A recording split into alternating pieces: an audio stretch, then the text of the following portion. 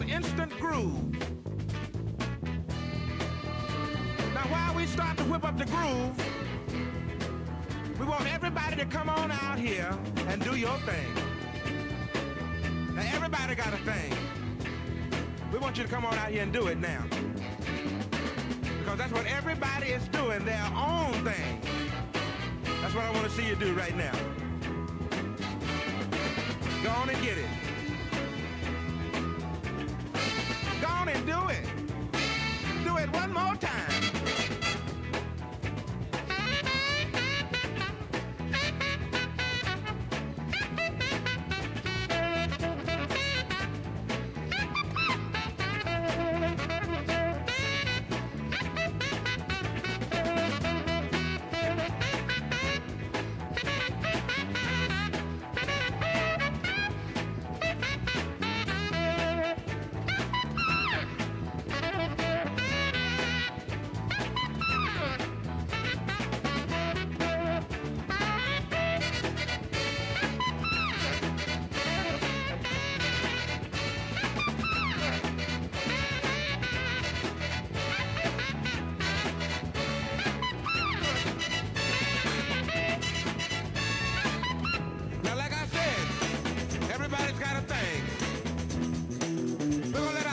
Do his thing right now. Come on, Jerry. Go on and get down. That's it right there. Work your show.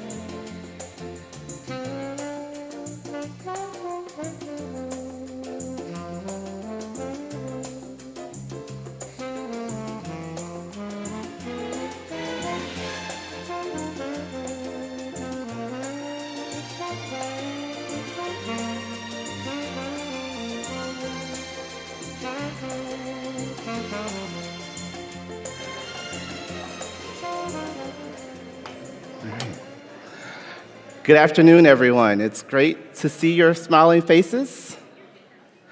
My name is Gerald Griffin. I'm the provost here at Hope College, right here in picturesque Holland, Michigan. Oh, thanks.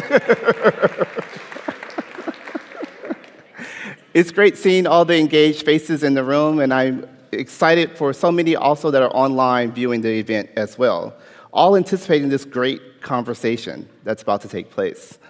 This conversation, as well as the entire summit, has been marked as a catalyst. So with that in mind, we all are aiming to increase the rate of a reaction, speed up the precipitation, if you will. And maybe you're asking, well, Gerald, what's the precipitate? Well, I would say a better society for all, a more reflective, integrative humanity. And I have the honor and privilege of facilitating this discussion between Pete Kadens and our president, Matt Scogin. Pete is the chairman of the Kadens Family Foundation and founder and co-chairman of Hope Chicago, two organizations focused on closing the education and wealth gaps in urban ecosystems. More specifically, Hope Chicago's aim is to send tens of thousands of Chicago students, parents, and guardians to post-secondary programs. And on top of all of this, Pete is coaching for the new Trier, as I know the Tritons, varsity high school basketball team. In fact, they've actually made it to the state championships, so he'll be leaving directly from here to Illinois to coach those basketball players. So congratulations, Pete, and all the teams at New Trier. Matt is the 14th president here at Hope College. Before this, he served in roles that connected public policy with finance. This included studying unemployment and labor market policy in Germany, being the senior advisor for domestic finance at the U.S. Department of Treasury, senior advisor to the CEO of Wachovia Bank, and chief administrative officer at Perella Weinberg Partners. While he's not coaching basketball, Matt does lead Hope by joining the people of Hope, joining dance classes, Lego Club meetings, and greeting everyone with a smile that comes from deep within his soul. He also is great at having rich conversations all across campus. In fact, sometimes he holds these conversations while eating very hot, spicy foods. And if you don't know the joke, I would recommend YouTubing Hope One's Thanksgiving. The video will come straight up, and I think you'll have a good time. So with that, we're going to get this conversation started, and we're going to welcome Matt and Pete to the stage.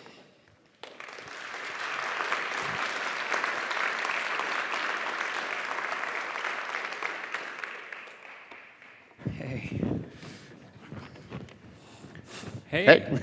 Howdy. Right. Gerald, I couldn't hear everything you were saying. Were you talking about how I'm really good at basketball? Yes, that's exactly what we were saying. That makes sense.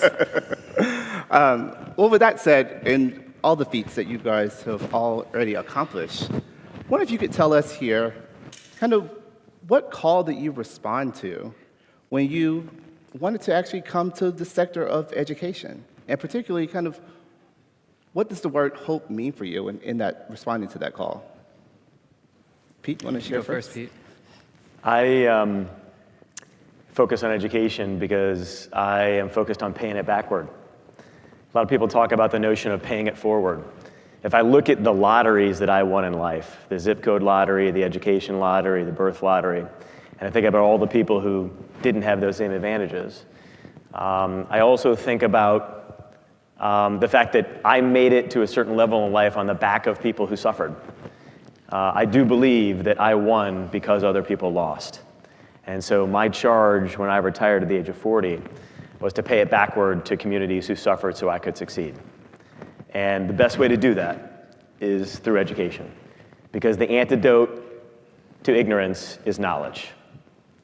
And I think there's a lot of ignorance in our world today, and a lot of unacceptance in our world today. And so my goal is to create culturally normative behaviors in communities as an antidote to ignorance. And I'm just so passionate. I do believe that if one person invests time, energy, and resources in the trajectory of another person, you change their life forever. That's all it takes. That's what hope is. That's what hope means to me. That's why I named my organization Hope, because it's just me and a few other people and philanthropists investing in individual kids and families to get educated. And I believe through that process, we're creating a lot of hope and a lot of opportunity. Thanks. Some similarities. I mean, as you all know, I went to Hope College, and this place was so formative for my life, and really helped launch me into a career that I loved and was proud of. I spent the first 8 years or so working in government, and then spent 11 years working in the private sector. And I really feel like I came from a very modest middle-class family in West Michigan, and obviously lots of people come from less privilege than I came from, but I still feel, and felt at the time, but still feel like my story shows that the American dream is still possible. You can still climb your way to the top without a back door or a side door, but what you do need is a great education. And so I feel like Hope launched me into a career that I loved and was proud of. I went through a period of time after having spent a season on Wall Street, and I loved it. The work was intellectually stimulating. I loved the people with whom I worked. But I went through a season after both my parents died. My dad died in 2013, and then my mom died a couple years later. And having those two pillars of my life knocked out from underneath me, sent me into a season where I was realizing, first of all, that life can be really short. And second of all, just sent me into a season where I was like, is this really what I'm supposed to be doing with my life? And at the end of the day, I'm waking up in the morning helping a bank make more money. And as intellectually stimulating as the work was, I felt like I was called to have a different kind of impact. And so that kind of sent me into a process of prayer and discernment, and my wife went through it with me, and at the end of the day, that process led me here to Hope. And I never in my wildest imagination saw this being in my career path. I never aspired to be a college president. I wouldn't want to do this anywhere else. It's not like I wanted to be a college president. I wanted to come here and serve Hope because this place served me so well. And looking at what education has the power to do, and looking at what education did for my life, gave me this deep and profound sense that if we can open up access for that kind of trajectory, then we can really live into our name, Hope. And as our community's heard me say a million times, Hope is about a mindset that problems are solvable, that we can look at the world and we can look at the brokenness of the world and the real challenges of the world. And if you truly believe in hope, you can then be a person that runs toward those challenges, not away, but toward those challenges with the mindset that we can make a dent in this world and leave this world a little bit better than we found it. Thanks for both of you kind of telling your stories about how hope led you to action, right? That led you to kind of running after a change that you all wanted to see in the world and starting in a very local area. I wonder if you could maybe talk a little bit about the people that you serve or the people that you are hoping to serve, specifically about aligning talent with opportunity for those people, and perhaps how hope is involved in that process. How do you do that? So Gerald, thank you. The first place I went back to after I retired. So by the way, I had started 3 companies, taken 2 of them public. I grew up middle class like Matt. My mother was a 4-term elected official. I was door knocking and caucusing when I was 8 years old. My dad was a tenured professor at the University of Toledo in Ohio.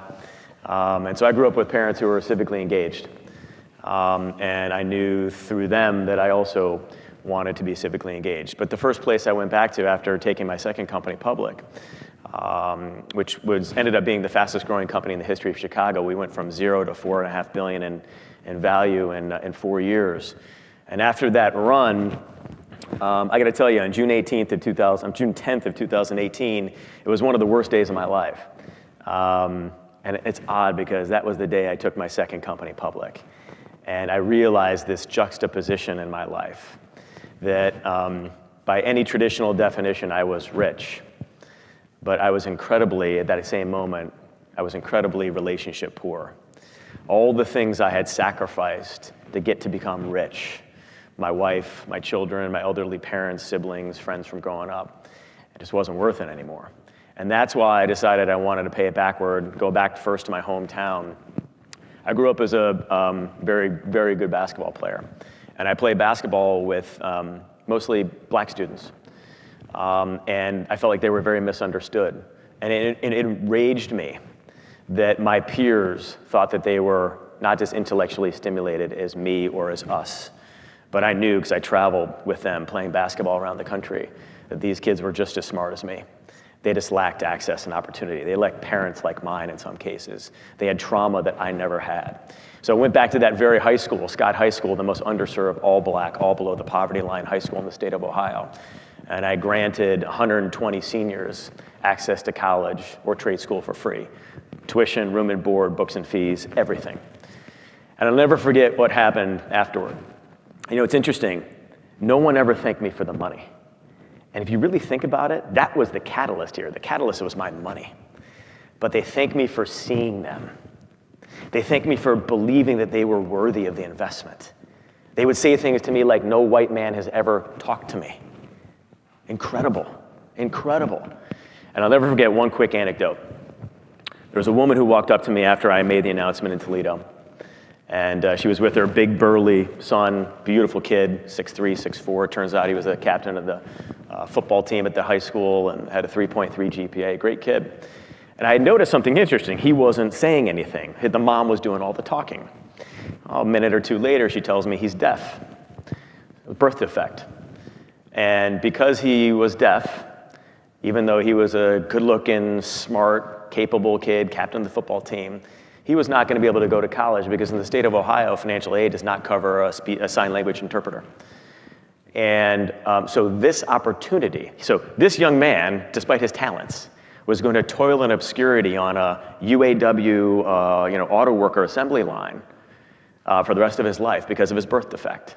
But because of what we did, and this is hope, in my opinion, this is magic. Because of what we did, because I sent not only the kids to college, but I sent their parents to college as well. Because I believe solving for poverty, solving for multidimensional issues requires multidimensional solutions. His mother is attending college with him. She goes to classes with him. She's enrolled herself. They're now seniors. And she has been his sign language interpreter. And now this kid has hope. Now he's got opportunity. Both of them have hope. And so to me, that's what access and opportunity is about. Those are some of the best moments of my life and the best anecdotes that I can give you about why I do what I do. It fills my bucket. I think if you look at Hope College, obviously, given where we are geographically, we are very well positioned to serve the Rust Belt, to serve the middle class in particular. And if you look at Hope's numbers, we actually are more socioeconomically diverse than a lot of schools. We poll, depending on the year, 20 to 25% first-gen students. I think we're right now at just below 20% Pell-eligible students, so we're about 19% Pell-eligible students. So we're more socioeconomically diverse than a lot of places. But if you look at the top, so Hope College, 50%, more than 50% of our students come from the top 20%. And again, we're more socioeconomically diverse than a lot of places. The elite schools would be way more than 70% of their students come from the top 20%. And I think what we aspire to be at Hope College is a place that truly represents the kingdom of God. And like, I've done the math. If we really want to represent the kingdom of God, then it turns out 20% ought to come from the top 20%. And 20% ought to come from the bottom 20%. And that's the kind of distribution that I think we ought to have at Hope. And nobody really has that. No one in higher education has that. And I think we're as well positioned as anybody to build that kind of student body, to build an institution that is truly serving all students and giving all students access to the amazing education that we give here and that I received here. What I'm hearing in both of your discussions here is that by serving all students, we're serving all communities, right? Particularly in your story, Pete, thanks for sharing that about sending not only one student, but families, right? Impacting communities, a whole region, as you were discussing too, Matt. And one way we do that, we could think about how do we best give access? What do we do? And I'm just going to get to the point of the question while we're all here today, because what Hope is doing is saying we want to provide free education, access to education. We want to fully fund tuition. And Matt and Pete, some would say, is that the right answer? How would you respond? On page 76 of Malcolm Gladwell's book. Well played, Matt. Well played. On page 76 of Malcolm Gladwell's book, Outliers, there's a line, and he says, "We've seen that extraordinary achievement is less about talent and more about opportunity." And he goes in this chapter to talk about how affirmative action has shaped University of Michigan Law School. And about 10% of the University of Michigan Law School students are of color. Had affirmative action not taken place, only about 1% of them would be of color.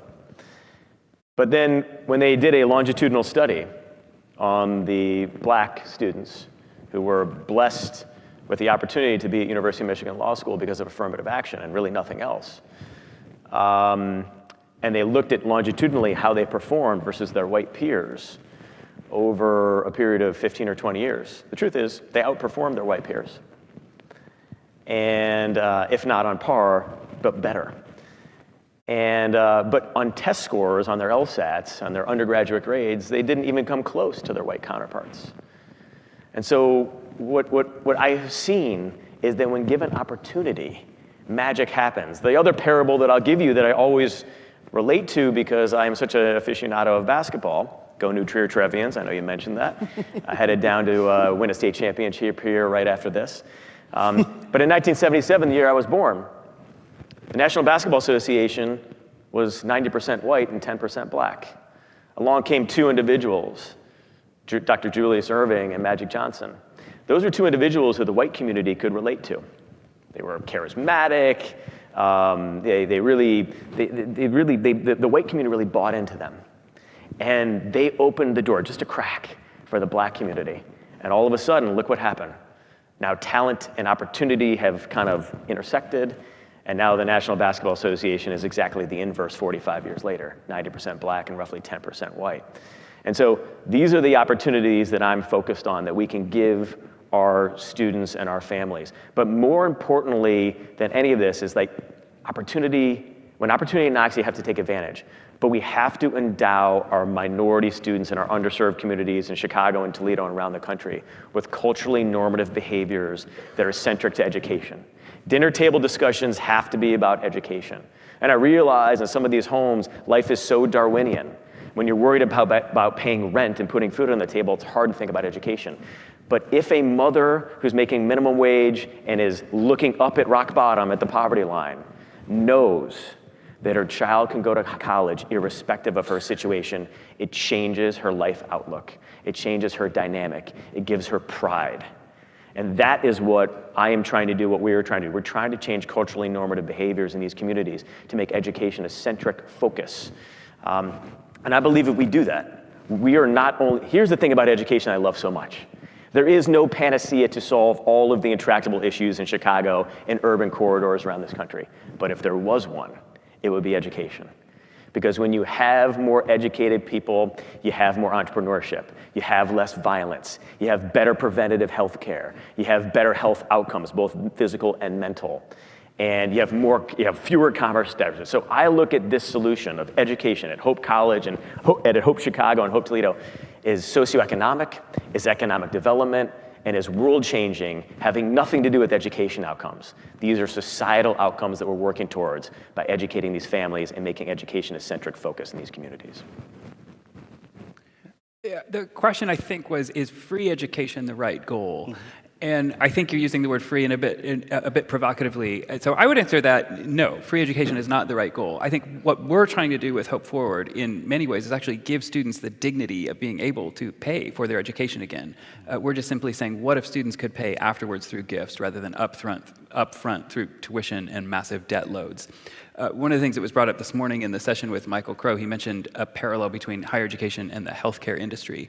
And what higher ed, and among other things, what higher ed and healthcare have in common is that we've decoupled the person who's receiving the product from the person who's paying for the product. So for the most part, students are not paying for their own education anymore. The price is just simply way too high. You can't work enough summer jobs to pay tuition at current rates. You can't certainly work a side job while you're trying to take your education to pay tuition at its current rates, which means for almost every student, someone else is paying for it. Their parents, grandparents, scholarships, someone else is paying for it. So there's distance. The system we have now, that we've created distance between the person receiving the education and the one paying for it. And I think part of what we're trying to do with Hope Forward is remove that distance, give students the ability, the dignity, the respect of being able to invest in their own education again. They're simply, as I said, paying for it afterwards through gifts rather than upfront.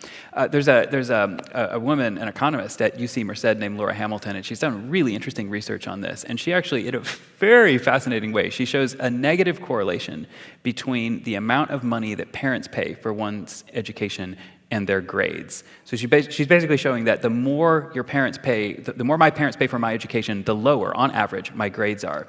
And she wrote a book about her research, and her book is called Paying for the Party. And she's basically making the case that to the extent college students are goofing off in college, they're goofing off because someone else is paying for it. They don't feel personally invested in their education anymore because someone else is paying for it. We've created that distance. And I think what Hope Forward does is we're saying, let's take that distance out. Let's give students the ability to pay again. Let's just simply have them pay afterwards in their earnings years through gifts, rather than charging this extraordinary amount of money at basically the poorest point of your life. I don't think that makes sense. I don't think the current model makes sense. So what we're trying to say with Hope Forward is, what if we could just flip it? What if we just flip it on its head? And I would just add one thing real quick to what Matt said, which is, and I'm not sure, Matt didn't approve me saying this, but be careful, Pete. but I actually think that philanthropists and former graduates should not be paying for college. I am doing what I do and hope to lead on Hope Chicago because I believe that we need to create data to illustrate how impactful educational opportunity is, to create a policy reform agenda. I believe that this is government's responsibility. And you know what? We're already paying for it. It's called Medicaid. It's called Social Security. It's called welfare programs. We're already paying for it. The reason these social safety nets exist is because we're not properly funding education. If everyone had an equal shot and could graduate from college or some form of post-secondary, we wouldn't have to be funding so many of these welfare programs, these social safety net programs. And so I'm trying to create data to support an argument that says, like, look, if you build it and if you fund it, they will come and they will succeed and they will grow. And therefore, we shouldn't just have to rely on philanthropy. Should be a public good. And so, slightly different narrative, perhaps. I do believe that I always say my line is pre-K through BA should be covered, and it should be covered, I believe, by the public. So I'm hearing this correctly. It sounds like the thesis statement, if you will. We are indeed at college. Is that changing how we fund education is also changing culture, right? And so, to your example, Pete, students were blessed at the opportunity to go to University of Michigan Law School, and I'd also add that law school was blessed by having those students present, right? Because every student has a gift to give, and it sounds like what you all are saying is that through changing how we fund education or access to education, flips the switch on what we value, what we call talent, and showing everyone they should be searching for those gifts that have been given by God to share with others.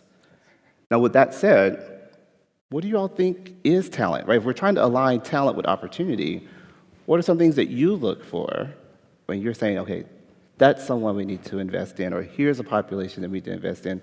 What are those things that maybe we're missing as society because we're not listening to it? I don't know if any of you have read Angela Duckworth's work or seen her TED Talk, but she did, again, a suite of longitudinal studies, including at an institution I'm very familiar with, Chicago Public Schools. And what I found is the number one predictor of post-secondary success or primary education success was, does anyone know what the word is? Grit. Grit. Grit. It wasn't intellect, it wasn't IQ, it wasn't athletic prowess, it was grit. And I think what we have to look for in our students is that grit. You know, we have a fundamental problem in this country, and I have a data point to illustrate how that problem has kind of become bastardized. If you're a 2.3, 2.4 GPA Black or Latino student from the inner city of Chicago, effectively society has given up on you at the age of 18, having no context on why you may have gotten a 2.3 GPA. Maybe your mom was traveling between, boyfriends' houses and you were living a transient existence. Maybe mom was working 6 jobs and never around to support you. Whatever it might be, you were truant for reasons that were beyond your control. You were 16, you were 17, you were 18. So we give up on that kid. That's unacceptable. We cannot give up on a 17 or 18-year-old kid just because of a GPA.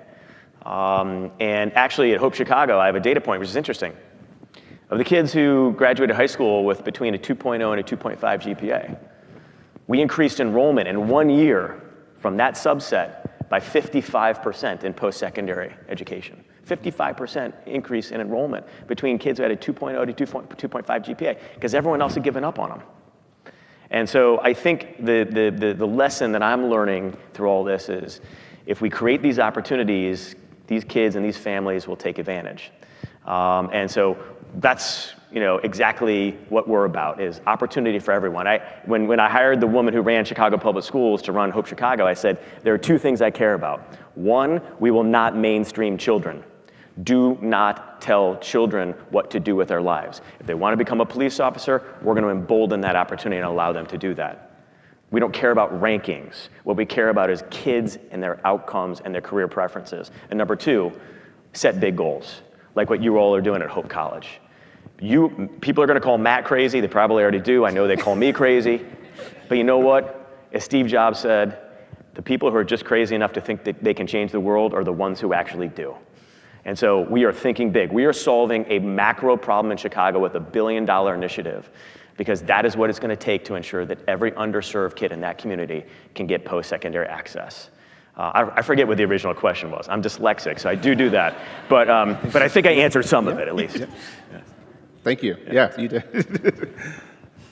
I think one of the things you said, Gerald, is this whole notion of every student has something to give. And that's at the heart of the Hope Forward idea, is that, yes, every student has something to give. And by the way, the highlight of the day, by far, is going to be the session this afternoon where you'll get to hear from the students. We have a panel of students coming up later this afternoon. That's going to be, by far, the highlight of the day. Malcolm is amazing, but that'll be way better than any other session you go to, I promise. We have a student in the Hope Forward program who came up to me once and said, President Scogin, by the way, Pete was we were walking over here and somebody said, hey, Scogin, and Pete was reacting like, is that what they call you? And I said, well, they call me other things too. Anyway, the student comes up to me and said, no one has ever believed that I had something to give before. And I just signed this, we call it a covenant, is what our Hope Forward students sign. I just signed this covenant that says I'm giving something for the rest of my life to this institution, and no one has ever believed that I actually had something to give. And I think there's something dramatically transformative in simply that notion, that we believe every student, whether you come from an orphanage in Haiti or whether you come from a wealthy background. Like, one of the provocative things that I think we're doing with Hope Forward is we're saying we're putting everyone on the same playing field. We're putting everyone at the same starting point, whether you could afford to pay for your education up front or not. We don't want to have this dynamic at our college where we have like first-class customers and coach customers. We want everyone on the same playing field. We believe everyone has something to give, and that's the premise of it. And I think you said it beautifully, Gerald, that's part of what we're going after, is this notion that, yeah, everybody has something to give. And I think we've seen it. We're so early in the journey here, and I'm still processing the fact that Michael Crow said this is going to take 15 years at least. So, yeah, we're 19 months into something that's going to be a long journey, but I think we're already seeing some pretty dramatic ways that this is changing the kind of relationship we can have with our students. Indeed. I mean, if I can merge your two responses here, it sounds like what we are searching for, right? Are people that are determined to share what has been given to them no matter the circumstances, right? The grit that you mentioned, right? The resilience, the awareness that there is a gift. And sometimes we have to have people to tell us that we do have a gift, because as we know, some people will say that we don't, depending on the circumstance and the social pressures.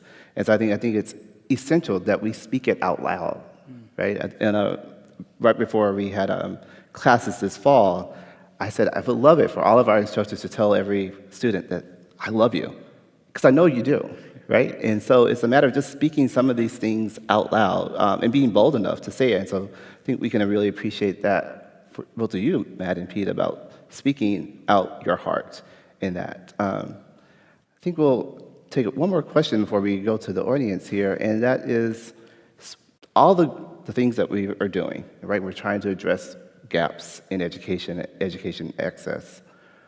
What do you see the biggest threat to humanity is, and how do you see a change in educational funding being able to address that big challenge to humanity?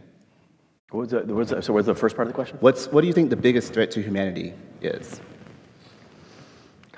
I'm Jewish. I think the biggest threat to humanity is ignorance and hate and lack of understanding.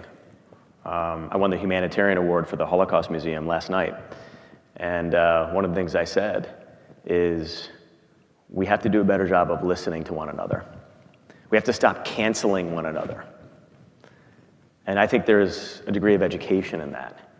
Because when we stop buying someone's tennis shoes because they say something anti-Semitic, that doesn't change the nature of their thoughts.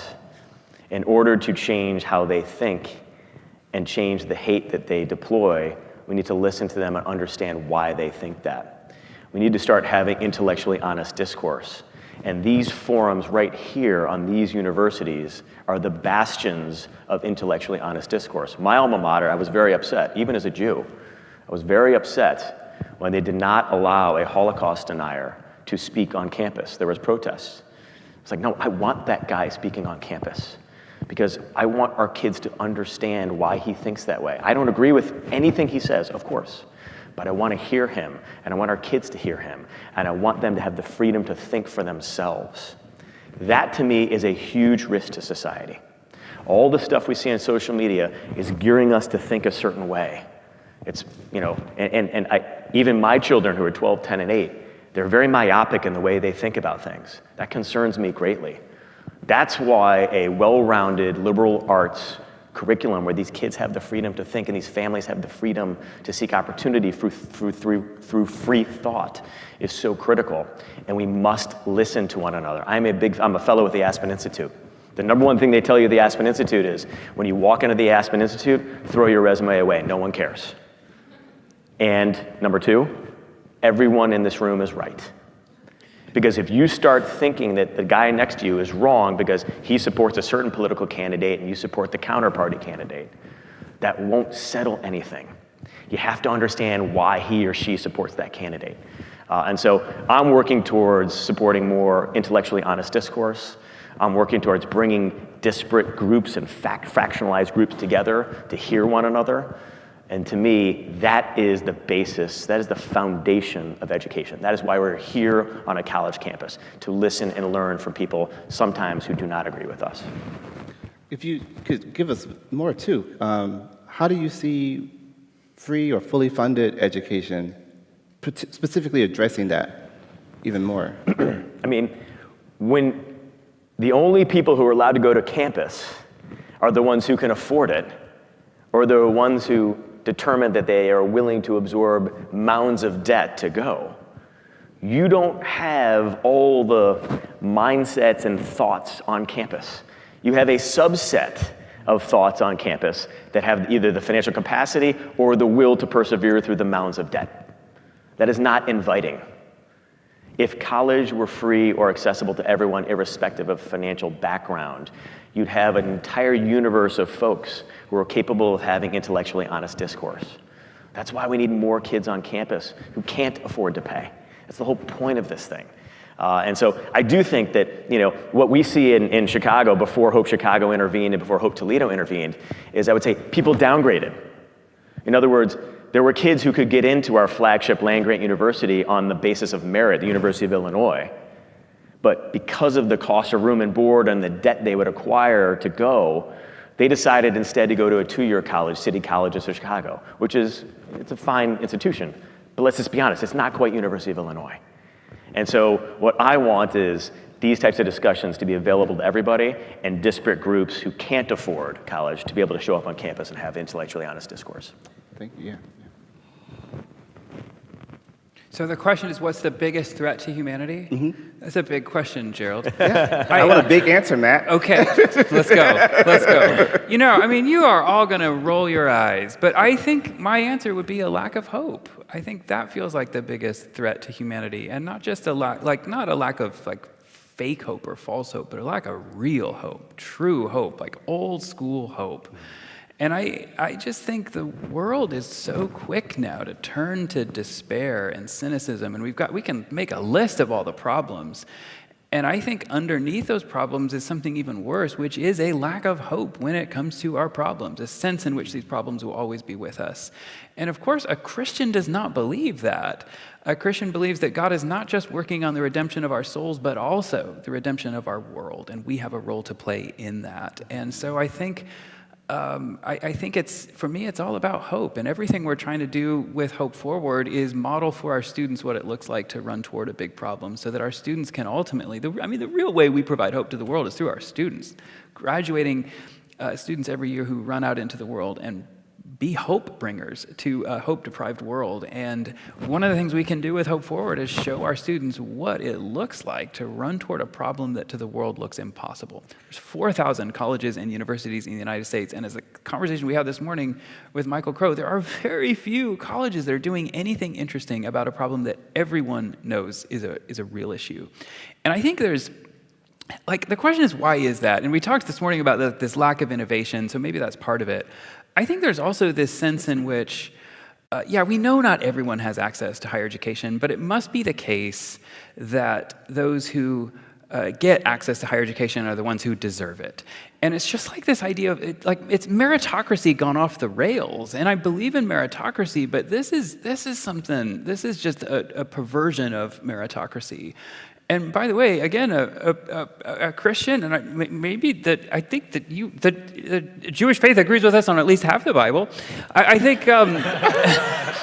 I think we believe that no one really deserves a good life. There is no sense of meritocracy. Everything we have has been given to us. Every good thing we have is a gift that we've been given from God. And the only appropriate response to that gift is to be generous in response. And so I think that's at the heart of what Hope Forward is about.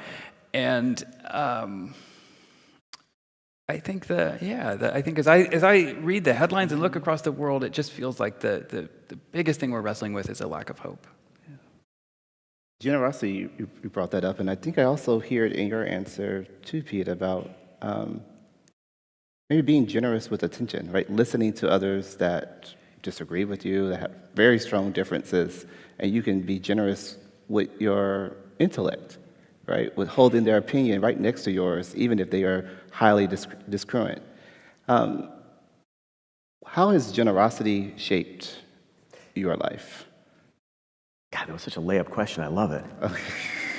Played perfectly into an answer, Eric. I would say to people in almost every speaking event that I do, and I do speak around the country quite often, the more generous I am, the wealthier I get. And I know sometimes people think of that as just about money. And there's a Pollyanna-ish side to that too, which is like, oh, the more generous I am, the wealthier I get in life and love. All of it's true. The more generous I am, the wealthier I get in my bank account, in my love life, in my friendships, in my relationships, in my fulfillment. I'm very focused on that dash, 1977 to 2100 or however long I'll live. That in between, that dash. That's a long life. 130 years. I work out a lot. Generous, I work out a lot. No sugar, no alcohol. But you know, I truly believe generosity is at the core of everything my wife and my family and I do. And we get wealthier every time we're generous. And I do believe there's generosity of wealth, there's generosity of intellect, there's generosity of love. I just believe in giving as much love as possible to as many people as possible. Isn't it interesting too that there's so much hate in this world and so much lack of hope, but it's so much easier to love than it is to hate. It's so much easier to befriend someone than it is to talk behind their back. And so that's just what I'm really focused on. I smile a lot because I love life. I smile a lot because I think when I'm generous with my smile, people respond and mirror my response and they smile too. And that is hope. That is generosity. And so you don't have to be rich. You don't have to walk out of this room and say, well, it's easy for him to be generous. He's got a bunch of money. No, not true. Every single person, irrespective of what's in your bank account, can be generous to yourself, to your family, and to others. And that will make this world and this college and this universe a better place. Matt? Follow that answer, Matt. Mic drop. Mic drop. Say the question again, Gerald. It's generosity. Yeah. The power of generosity. Yeah. What has it done for you? How's it impacted your life? What have you learned about yourself by being generous? I mean, I think I grew up in a church that believed in tithing, and so the idea of giving the first 10% off the top has been a part of my life for as long as I can remember. My wife and I, a few years back, we said, what if we started to up that percentage by 1% every year? And this was more than 10 years ago, so we're now giving way more than that. And I feel like the more we give, the more I feel blessed. And I think I can't say it better than Pete did. I think it's been beautiful. I think it's been beautiful to see how that has just borne fruit all over the place for Sarah and me and our relationships and our marriage and the kind of things we feel like we're able to do. So yeah, I think it's, I agree with you. I love your sentiment that the more you give, the wealthier you feel. I believe in the universe. I don't know about you all, but my favorite book, The Alchemist, for those of you who might have read it, and when Coelho says, when you really want something, the forces of the universe conspire in your favor. And what I really want is every single family who has less than $125,000 of annual income to be able to get educated for free. And I believe that's going to happen. It's going to happen here at Hope College because of your leadership. It's going to happen in Chicago and Toledo because of what we're doing. And I think it's going to happen broadly. I believe that the universe is going to conspire in our favor. This needs to happen. Definitely. We're going to take some questions for the audience. And if you haven't had a chance yet, there's a QR code on a slip of paper with your registration materials. You can submit your questions that way, and we already have some coming in. So I'll read the question, and we'll just hear your responses. Here's the first one. What would you say to parents in the upper 20% who expect to buy their child's access to a college education at full price? And they go on to say, how should we navigate their sense of ownership over what they can buy? I got a very quick retort, and I'll turn it over to Matt. Stop protecting your privilege. It's just like every rich white person I talk to.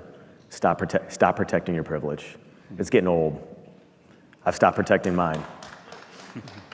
I said it on 60 Minutes. I've said it on national news. I am done protecting my privilege. My kids are rich. They can get into any school, and I could probably pick up a phone and get them into any college. Maybe not Hope College, but any other college. I'm not going to do that. They're going to have to earn their way. I'm done protecting my privilege, and I wish others would follow that lead. And I'm on a mission to make sure that happens. All right.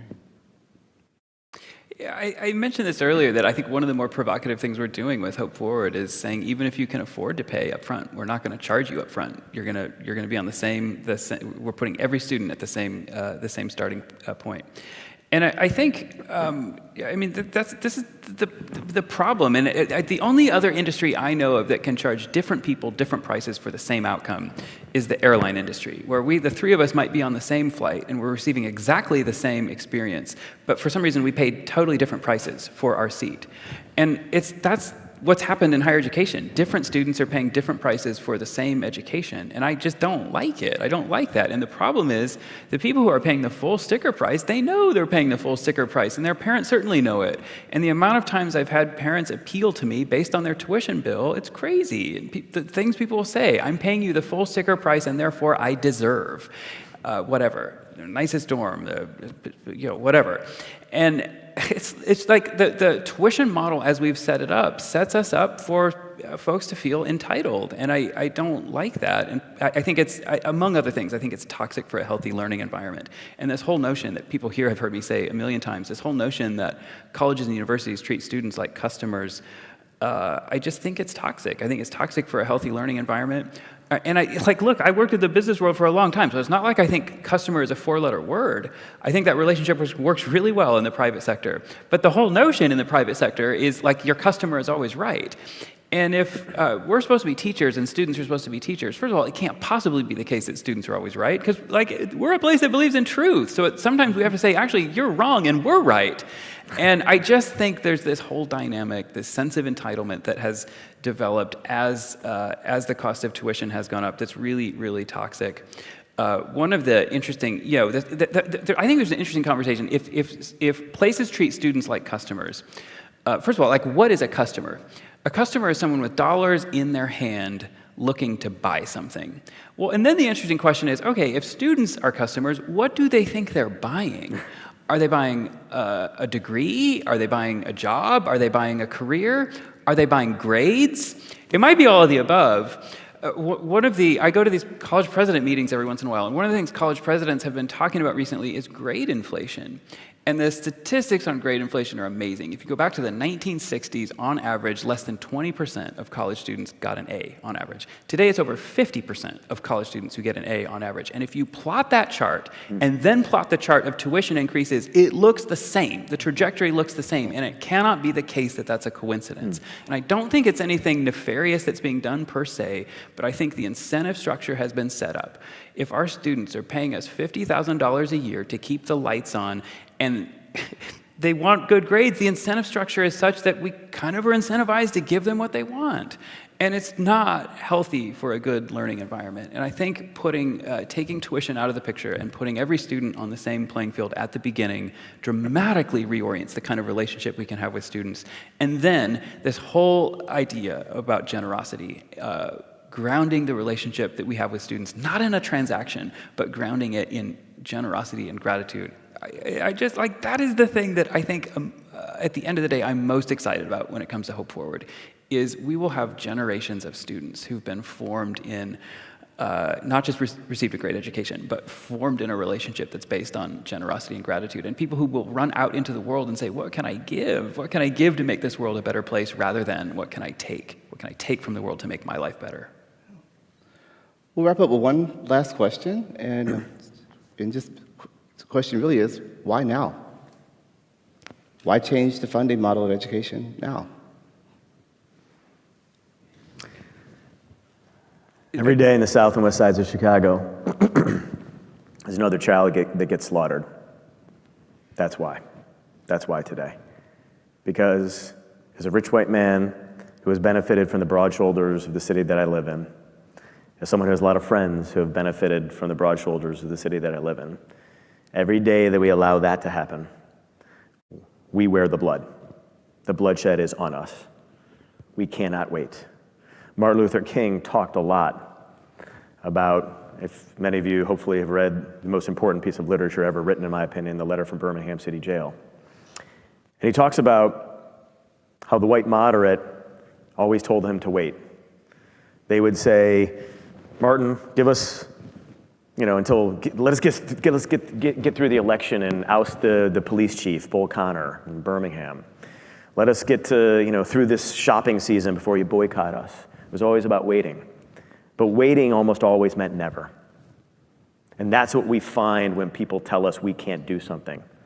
They want us to wait for another day or another week, wait till the fiscal year or the new calendar, new school year, whatever. That's BS. I don't buy that. Every single day that I wait on my initiatives to fund education for underserved black and brown kids in Chicago is another day where a kid gets slaughtered. I can't tolerate that. I won't live with that blood on my sleeves.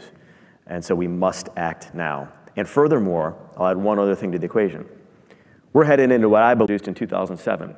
2010, 3 years later, it literally ruled every element of our life. We banked on it, we communicated on it, we learned on it, we listened to music on it, we bought everything imaginable on that. 3 years it changed our life. I'm telling you, artificial intelligence is not transitory. It is here to stay. It is going to change our lives in material ways. If we don't start educating kids and families in the new world economy, we are going to find ourselves with tens, if not hundreds of millions of people who are unemployable because they do not have skills that can compete in the new economy. So as a result, how fast technology moves, this is not just Moore's Law anymore. We must not wait. We must act now and get as many people educated as possible. Yeah, the question why now, I think, to quote another Malcolm Gladwell book, I just feel like we've reached a tipping point. I feel like there's just enough sentiment now that the funding model of higher education is broken and something needs to be done. And Pete, one of the things I've heard you say is, like, if not us, then who? And I think this is one of the things I learned from my mom. Like, if the world feels broken, just go out and try to fix it. Don't wait on somebody else to fix it. And so, yeah, I think that's why now for me. I think what's cool, and Pete and I haven't known each other that long, and probably disagree on some things. But I think what's cool. So we share the name Hope. We're trying to solve the problem of access. We're both trying to raise $1 billion, it turns out. And I just think, like, the world needs more people who are willing. Pete, like me, left a career in the private sector, and I just think the world needs people who are willing to say, let's see if we can take this on, and hopefully we could avoid a mass extinction. I do believe that. And can I ask one favor of all of you, as someone who's not at Hope College and not a part of this community? Please support Matt and this initiative. I know some of you think it's crazy. I know it seems maybe unachievable in some cases, but having felt that some people don't support me, that hurts, and that hurts the cause. This can happen. This is possible, and we need each of you to be brand ambassadors for this initiative. It cannot just be his voice or some of his key lieutenants yelling from the top of the treetops that this must happen. Every person on this campus must be a massive brand ambassador for this initiative. It will change the complexion of this university, of this city, of this state forever. We need to do this, and please support this initiative. It is mission critical. Thanks, Pete.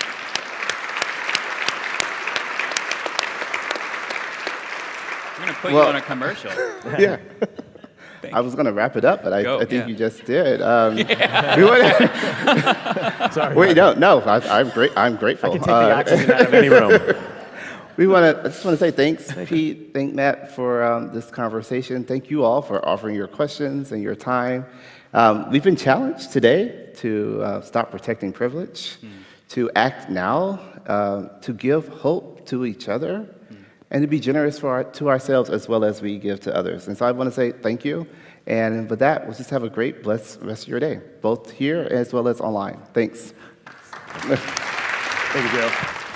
Make it real. But compared to what? Said the president, he's got his war. Folks don't know just what it's for. No one gives us rhyme or reason. You have one doubt, they call it treason. I said we're chicken feathers, all without one gut. Trying to make it real, but compared to what? Go to church on Sunday, sleep and not trying to duck the wrath of God. Preachers filling us with pride, telling what he thinks is right. But he must be some kind of stupid nut. He tries, make